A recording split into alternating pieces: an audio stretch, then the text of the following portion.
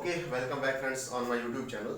आज जो हम ग्लैंड डिस्कस करने जा रहे हैं एंडोक्राइनोलॉजी का एक इंपॉर्टेंट ग्लैंड है, that is known as the pineal gland. Okay, तो पीनियल ग्लैंड के कुछ और नाम है। सबसे पहले हम वो देखते हैं। It's also known as the pineal body. इसका दूसरा नाम है पीनियल बॉडी और एपिफाइशियल सेरिब्रम और also known as the third eye. ये याद रखना, कभी क्वेश्चन पूछ सकते हैं थर्ड आई कौन से ग्लैंड का नाम है, that is the pineal gland. क्यों इसको बोलते हैं हम third eye, why it's known as the third eye. सबसे पहले जैसे हमारी टू आईज वर्क करते हैं इन प्रेजेंस और एब्सेंस ऑफ लाइट। ओके, इसी तरह जो लाइट है इसकी जो फंक्शन है, the function of this gland is directly influenced by the light, इसलिए हम इसको बोलते हैं third eye of the human body. This is the third gland, this is the third endocrine gland in brain. Brain के अंदर ये तीसरा endocrine gland है। पहला कौन सा था? सबसे फर्स्ट जो है hypothalamus, second one is pituitary gland and this is the third one known as the pineal gland. इसलिए मैंने आप लिखा this is the third endocrine gland present in the human brain. Origin की बात अगर मैं बात करूंगा इसमें, इसका ऑरिजिन, एम्ब्रियोलॉजिकल ऑरिजिन कहां से है? It is derived from ectoderm. So it is the ectodermal in origin. इसका जो ऑरिजिन है वो है एक्टोडर्मल। अगर मैं इसकी शेप की बात करूंगा, it is small, somewhat conical, इसको हम बोलते हैं pine shaped, okay, pine shaped और कोनिकल शेपर्ड, इसलिए इसका नाम दिया है पीनियल ग्लैंड। जो इसका नाम है वो इसकी शेप से निकाला गया है, पीनियल ग्लैंड। साइज की मैं बात करूंगा, जो इसका साइज है, it is smallest gland, smallest endocrine gland, सबसे छोटा एंडोक्राइन ग्लैंड बॉडी का है। सबसे बड़ा एंडोक्राइन ग्लैंड हमने पढ़ा है, that is the thyroid gland. लेकिन जो सबसे स्मॉलेस्ट ग्लैंड है that is the pineal gland. क्यों ये स्मॉलेस्ट है? Because of its size. अगर इसके साइज की बात करेंगे, इसका साइज है 7 mm in size, 7 mm in size. इसकी जो विड्थ है दैट इज द 7 mm। अगर हम इसका वेट देखेंगे, इट्स वेट इज 0.1 grams, इसलिए it is considered as the smallest endocrine gland of the body. अगर हम इसके कलर की बात करेंगे तो इट इज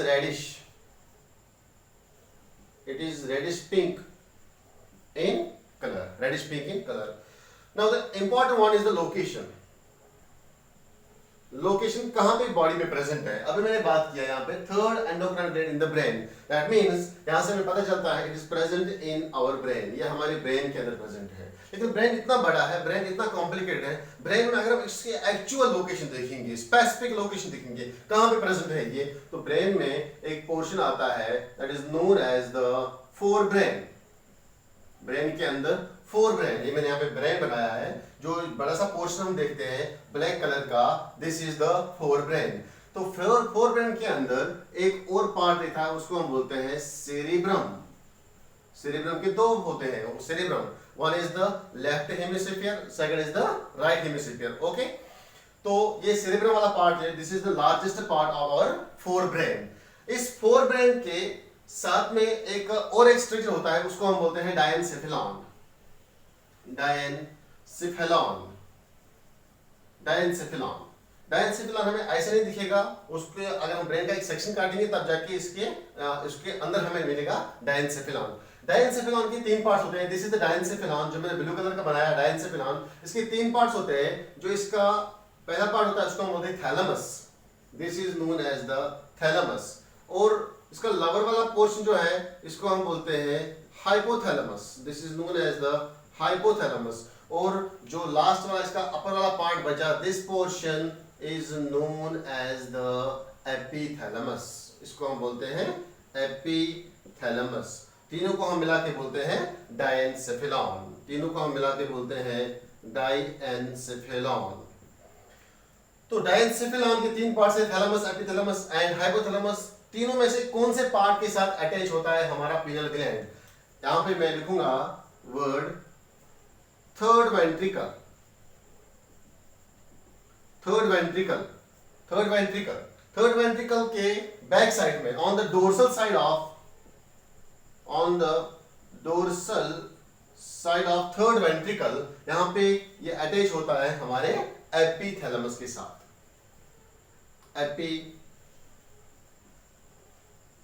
एपिथैलेमस, ओके, याद रखना ये एपिथैलेमस है। ओके, इसके साथ जो मैंने ये ग्रीन कलर की बॉडी बनाई, this is the pineal body और पीनियल ग्लैंड।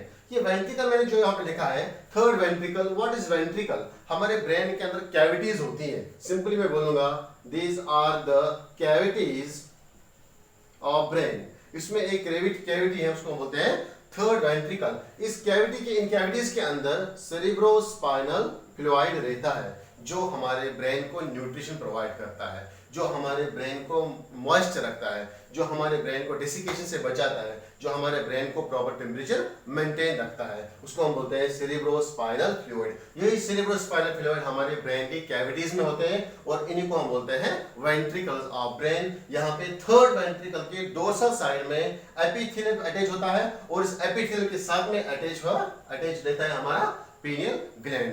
ओके, तो this was all about the introductory part of the gland. अब हम यहाँ पे बात करेंगे इसके स्ट्रक्चर की। जब हम इस पीनियल ग्लैंड का स्ट्रक्चर देखते हैं तो यहाँ पे सिर्फ हमें एक छोटा सा मटर का दाना जैसे दिखता है, लेकिन जब हम इसका सेक्शन लेंगे तो सेक्शन के अंदर इसमें हमें क्या दिखेगा? सेक्शन ले लो। Okay, this is the pineal gland. अब मैं बड़ा बनाऊंगा बाहर। For example this the pineal gland. ये अटैच होता है हमारे इस डायंसेफिलन के एपिथैलेमस पार्ट के साथ। मान लो ये एपिथैलेमस है, दिस एपिथैलेमस पार्ट, इसके साथ ये अटैच रहता है। जो इसको अटैच रखता है, जैसे एक स्टाक लाइक स्ट्रक्चर है, इसको हम बोलते हैं पीनियल रिसेस। जैसे पिट्यूटरी अटैच होती है हाइपोफेसियल स्टाक के साथ, इसी तरह एक स्टाक जैसा यहाँ पे रहता है, इसको हम बोलते हैं पीनियल रिसेस।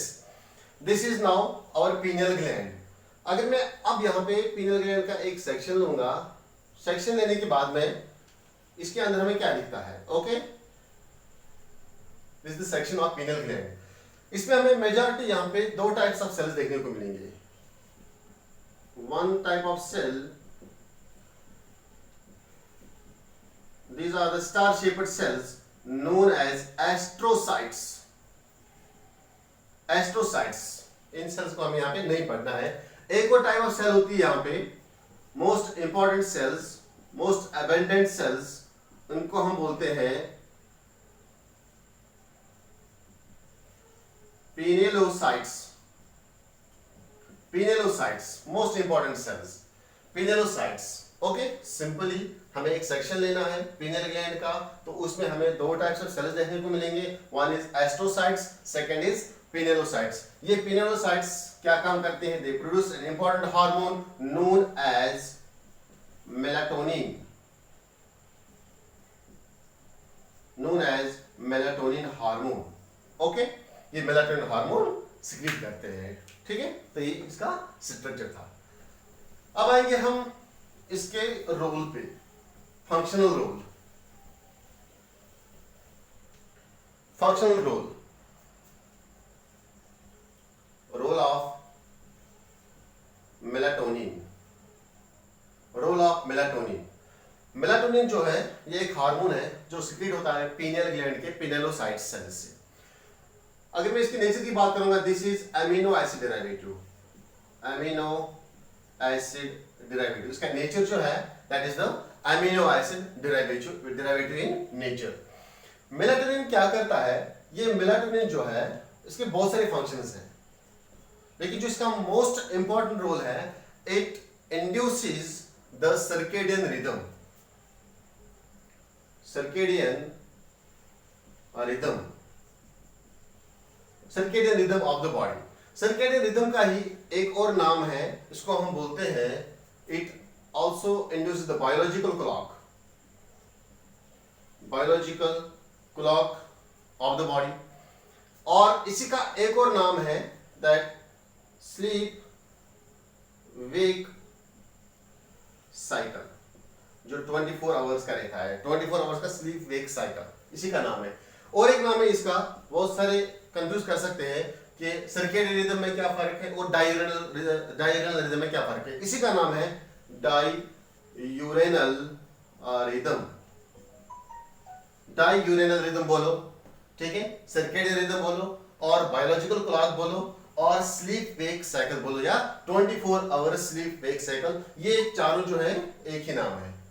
क्लियर? ये फंक्शन करता है। ये कैसे अब ये फंक्शन करेगा, इसके बाद और कुछ रोल है इसके, सेकेंडरी रोल, लेकिन पहले हम ये वाला रोल पढ़ेंगे कैसे ये हमारे बायोलॉजिकल क्लॉक या स्लीप वेक साइकिल, जिसको हम सिंपली स्लीप साइकिल बोलते हैं, कैसे ये मेंटेन रखता है। इसकी जो फंक्शन है, मेलाटोनिन की जो फंक्शन है, वो डायरेक्टली डिपेंड है ऑन द लाइट इंडक्शन, ठीक है, duration of light, light and darkness. देखो ये हमारे आईज है, ओके, ये हमारे आईज है। ड्यूरिंग नाइट की बात करूंगा मैं, ड्यूरिंग नाइट, क्योंकि during day in presence of sunlight जो इसकी सिक्रीशन होती है, मेलाटोनिन की सिक्रीशन, वो सप्रेस की जाती है। ड्यूरिंग नाइट, नाइट के दौरान इसकी जो एक्टिविटी है वो एक्टिवेट की जाती है, ओके। ड्यूरिंग नाइट, नाइट में डार्क लाइट होती है, ओके, डिम लाइट होती है, तो हमारे आईज से ब्रेन की तरफ सेट ऑफ न्यूरॉन हो जाता है, जिसको हम बोलते हैं ऑप्टिक नर्व, ऑप्टिक नर्व। बाहर अभी डार्कनेस है, ठीक है, अंदर सिग्नल क्या जाएगा, डार्कनेस की, तो ऑप्टिक नर्व इसको कैच करेगा, और ये ऑप्टिक नर्व चले जाते हैं हमारे ब्रेन के पास, ठीक है। वहां पे ब्रेन के पास हाइपोथैलेमस रहता है, ठीक है। हाइपोथैलेमस में एक और टाइप ऑफ न्यूरॉन रहता है, this is the another neuron. इस न्यूरॉन को हम नाम देते हैं सुप्रा चायास्मेटिक न्यूक्लियस, सुप्रा चायास्मेटिक न्यूक्लियस, SCN, ठीक है। एक टाइप ऑफ न्यूरॉन रहता है हमारे हाइपोथैलेमस के अंदर, इसका नाम है सुप्रा चायास्मेटिक न्यूक्लियस और SCN। ये SCN क्या करता है, जब इसको यहां से डायरेक्टनेस की सिग्नल मिलती है, ये स्विच ऑन करता है, इट स्विचेस ऑन, यानी कि ऐसा सिग्नल भेजता है जिस सिग्नल से स्विच ऑन का सिग्नल मिलता है हमारे इस switch on signal to pineal gland, switch on signal to pineal gland. और इस सुप्राचायास्मेटिक न्यूक्लियस के कहने पे ये पीनियल ग्लैंड जो है ये अपना हार्मोन रिलीज करता है, उसका नाम है मेलाटोनिन, उसका नाम है मेलाटोनिन। कैसे ये सुप्राचायास्मेटिक न्यूक्लियस डायरेक्ट में इसको एक्टिवेट करता है, by releasing a substance known as the neurotransmitter, neurotransmitter.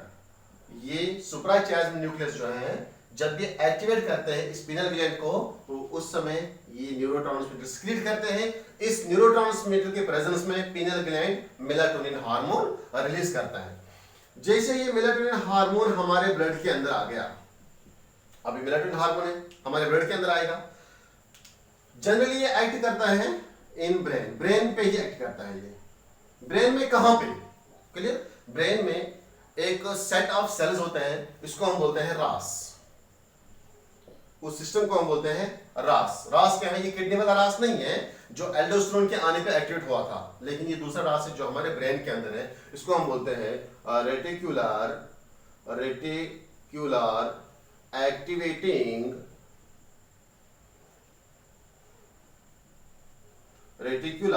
Activating system, इसको हम बोलते हैं रेटिकुलर एक्टिवेटिंग सिस्टम।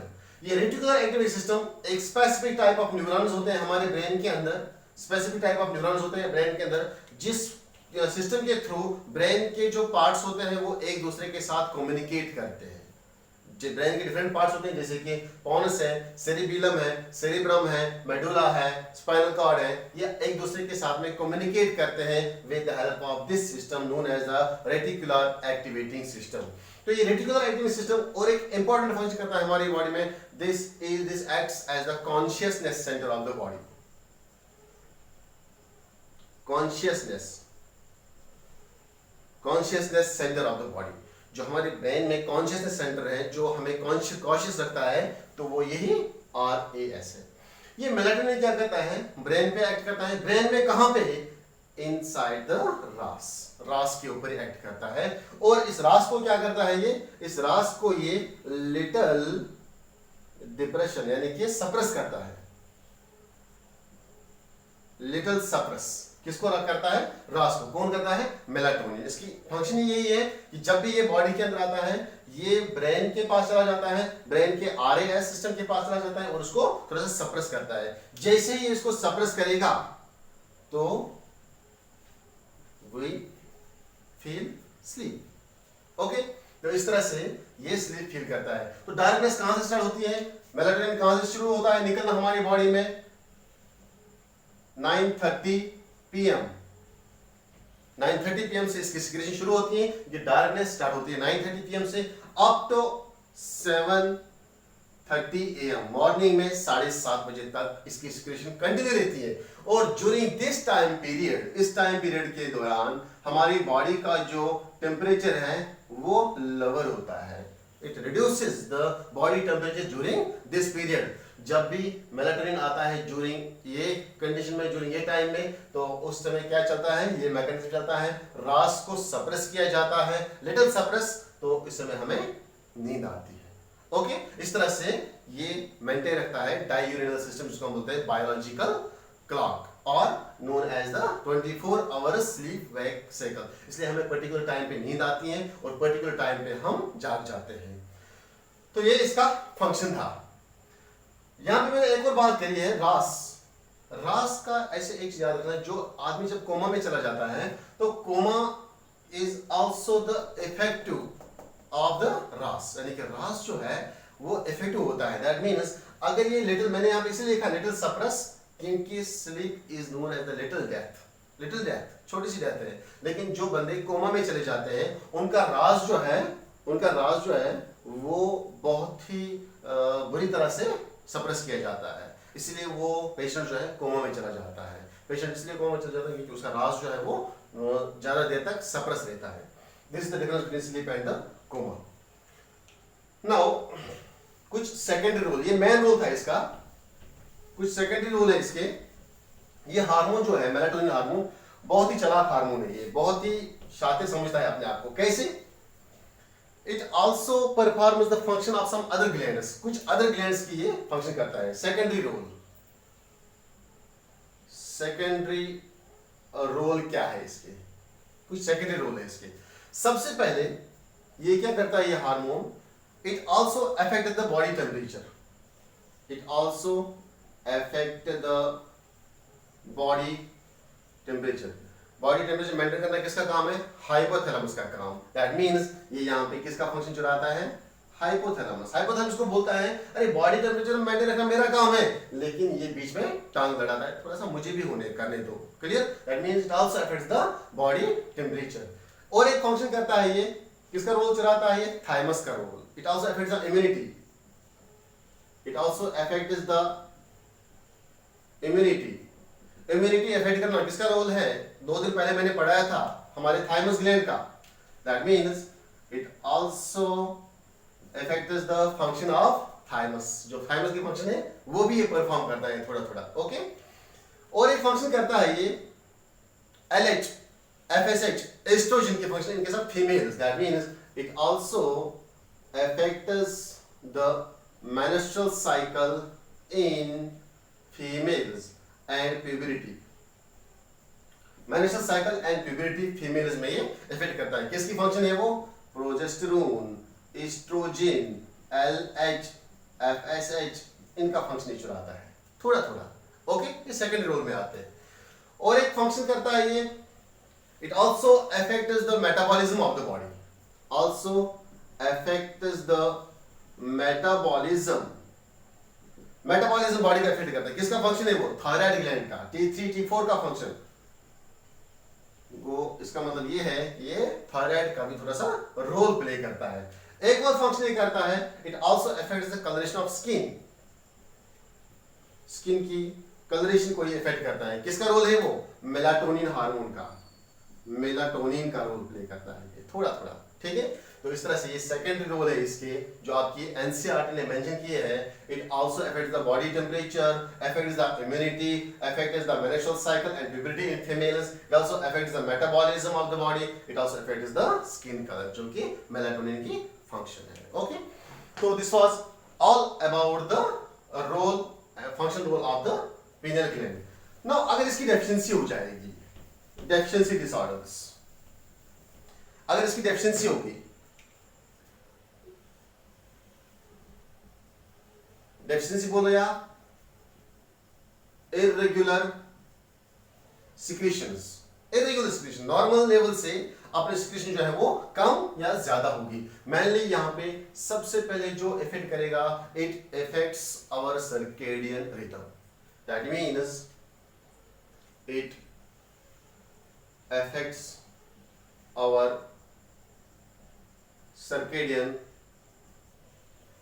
rhythm, जो हमारा सर्केडियन रिदम है वो इफेक्ट हो जाएगा। That means our sleep and wake cycle change, अगर इस ग्लैंड में, अगर इस हार्मोन की सिक्रीशन में चेंजेस आएंगी तो हमारा जो स्लीप साइकिल है, स्लीप साइकिल वो डिस्टर्ब हो जाएगा। कैसे? फॉर एग्जाम्पल, अगर कोई बंदा 8 से 10 आवर्स तक नींद लेता है नॉर्मल, लेकिन अगर मेलाटोनिन हार्मोन की सिक्रीशन में इरेगुलरिटी आएगा तो ये बंदा या तो 8 आवर से कम 4 ही आवर इसको नींद आएगी, या इसको 15 से 18 घंटे तक नींद आएगी। या तो ये बहुत ज्यादा सोएगा या तो ये बहुत कम सो पाएगा। ओके, और एक फंक्शन